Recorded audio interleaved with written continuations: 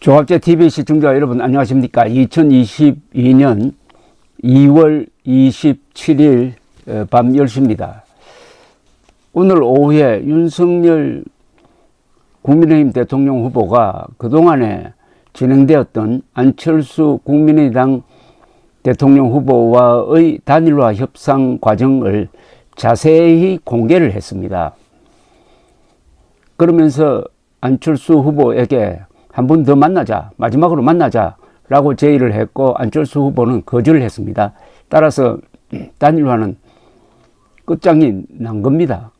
그런데 윤석열 후보가 오늘 표를 만들어 가지고 자세하게 그간의 진행 과정을 보고를 하니까 국민 여론이 상당히 악화되는 듯 합니다. 즉 안철수 후보가 너무했다. 윤석열 후보로서는 자세를 낮춰가면서 성의를 다해서 접근을 했는데 완전히 문전박대하는 식으로 했다. 또는 실무자끼리 다 합의가 되었는데 안철수 후보가 일방적으로 틀었다 하는 인상을 상당히 강하게 준 듯합니다. 그래서 지금 SNS나 댓글 여론을 보면은 안철수 후보를 잘못 봤다. 완전히 이재명 편이다. 뭐 이런 식으로 인격적으로 매도하는 글들이 쏟아지고 있습니다. 그러면 이게 여론에 어떤 영향을 끼칠 것인가? 물론 안철수 후보 지지율이야 뭐 5배를 뛸 수는 없으니까 결국 윤석열 후보 지지율에 이게 덕이 될 것이냐 마이너스가 될 것이냐인데 글쎄요. 약간 플러스 효과가 있는 것 아니냐 하는 생각이 듭니다. 그동안에 안철수 후보가 일방적으로 단일화 결렬의 책임을 윤석열 후보에게 떠넘기는 바람에 상당히 좀 손해를 봤을 겁니다. 그런데 뚜껑을 열어보니까 그게 아니고 이 정도면은 안철수가 오히려 문제가 있는 것 아니냐. 성격상 문제도 있고 이념적으로도 문제가 있고 도대체 이 사회성이 있는 사람이냐 하는 데 대한 근본적 의구심이 확산되고 있습니다.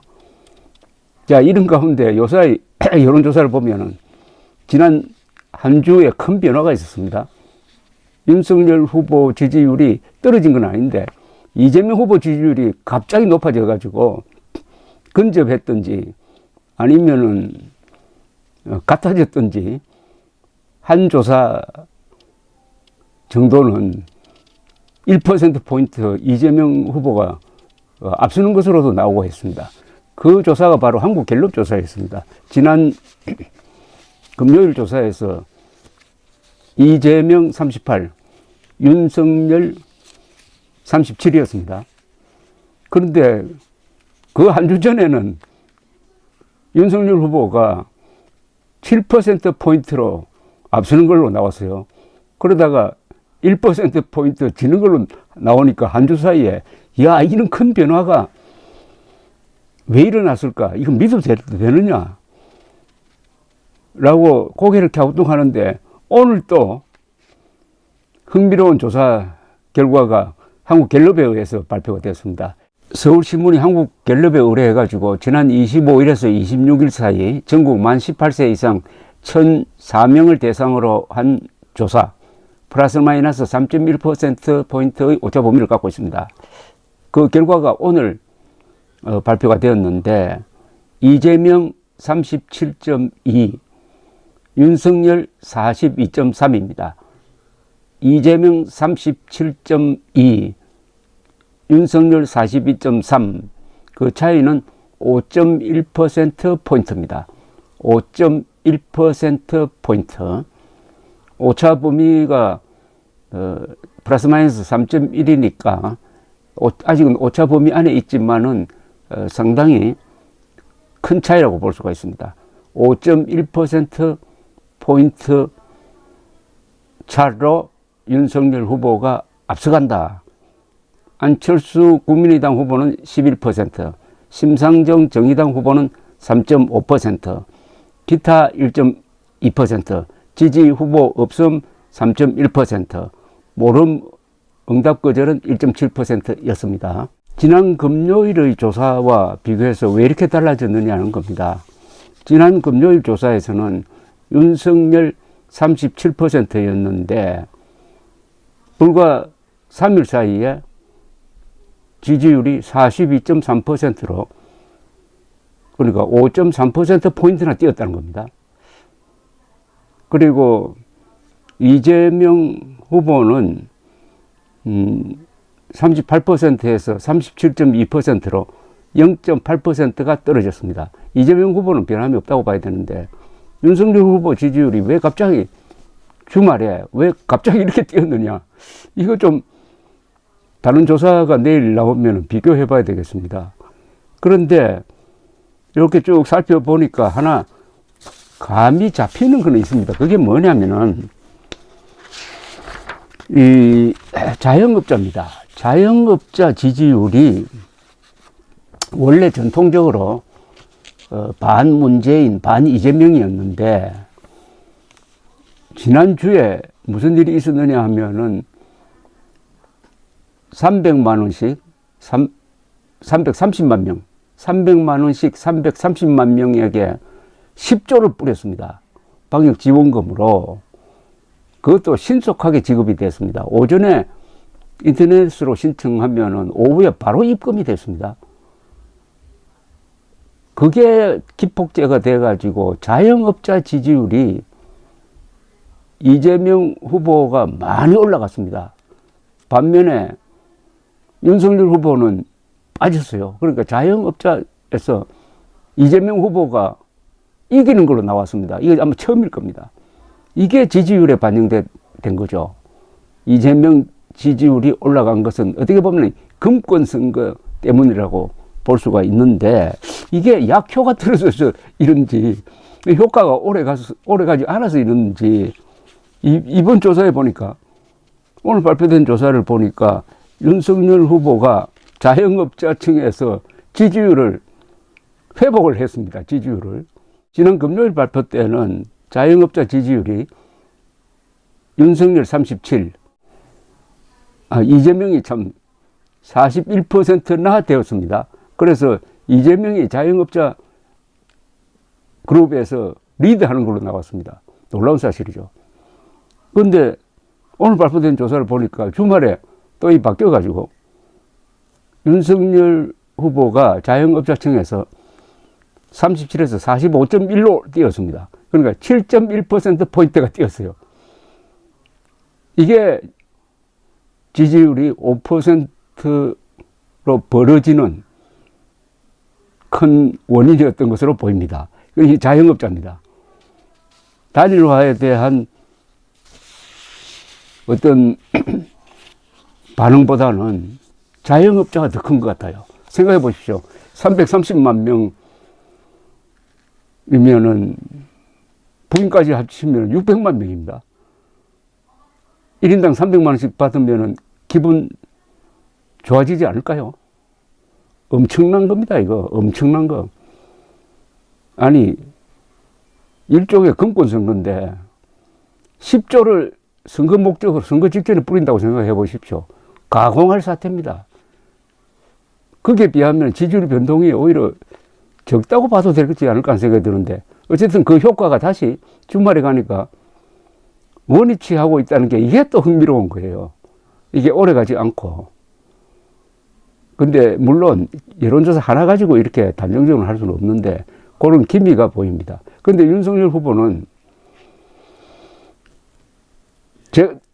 제가 대통령이 되면은 최고 1,000만 원씩 드리겠습니다. 이랬습니다. 1,000만 원.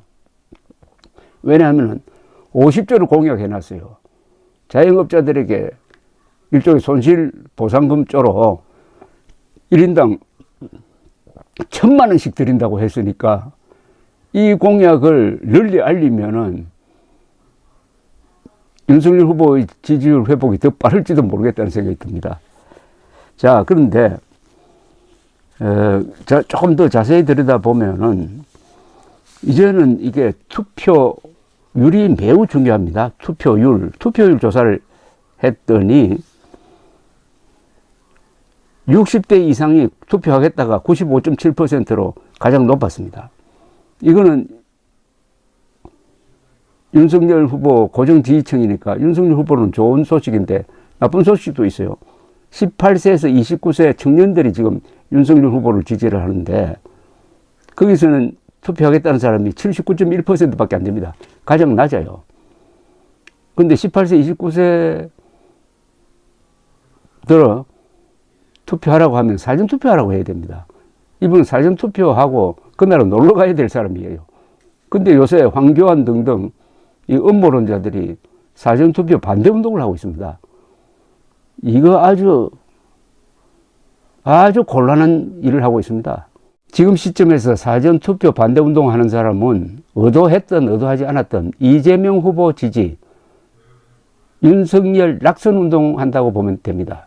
왜냐? 사전투표를 꼭 해야 될 젊은 층들은 사전투표 하지 말라고 하고, 노년층도 코로나 감염을 걱정하는 사람들이 좀 널찍하게 투표할 수 있는 사전투표를 해야 되는데, 사전투표 하지 말라고 하면은 윤석열 후보 고정 지지층, 노년층과 젊은 층 보고 투표하지 말라는 것하고 마찬가지 아닙니까? 당일 투표하라고 한다고 해도 결국은 그게 투표 반대운동입니다. 이거 정말 말려야 됩니다. 지금 국민의힘도 답답해가지고 이걸 어떻게 설명을 할까 아마 머리를 싸매고 있을 겁니다. 이념 성향별로는 진보층이 91.6% 투표하겠다. 보수층은 91.5%다 적극적입니다. 중도층은 86.1% 약간 소극적이고요. 지지 후보별로 본다면은 이재명 후보 지지층에서는 92.3%가 투표하겠다. 윤석열 국민의힘 후보 지지층에서는 93.4%가 하겠다. 약간 높습니다. 심상정 83.1, 안철수 78.9, 안철수 후보 지지층이 조금 소극적이라는 뜻입니다. 상대적으로.